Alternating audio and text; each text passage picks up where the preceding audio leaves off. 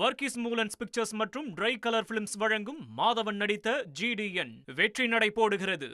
IPL cricket வீரர் Abhishek borewell கைது செய்யப்பட்டிருக்கிறார். IPL தொடரில் டெல்லி அணியில் விளையாடி வரும் அபிஷேக் போரல் தற்போது கைது செய்யப்பட்டிருக்கிறார் என்ற முக்கிய செய்தியை நாம் பார்த்து வருகிறோம். விவரங்களோடு இணைகிறார் நமது செய்தியாளர் பாலாஜி.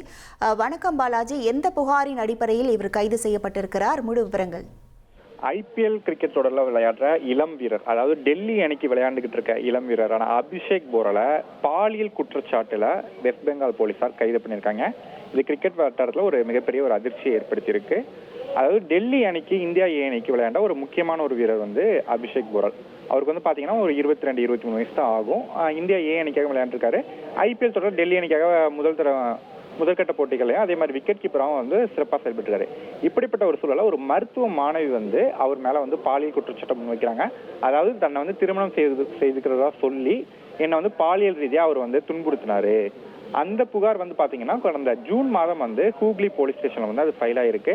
அந்த குற்றச்சாட்டு அடிப்படையில் இப்ப ஹூக்ளி போலீசார் அபிஷேக் போரலை கைது பண்ணியிருக்காங்க. கைது பண்ணது மட்டும் இல்லாம பாலியல் குற்றச்சாட்டு, பாலியல் சீண்டலில் ஈடுபட்டாரு அந்த பிரிவுகளையும் வழக்கு பதிவு பண்ணி இப்போ அபிஷேக் போரலை விசாரிச்சுட்டு வராங்க.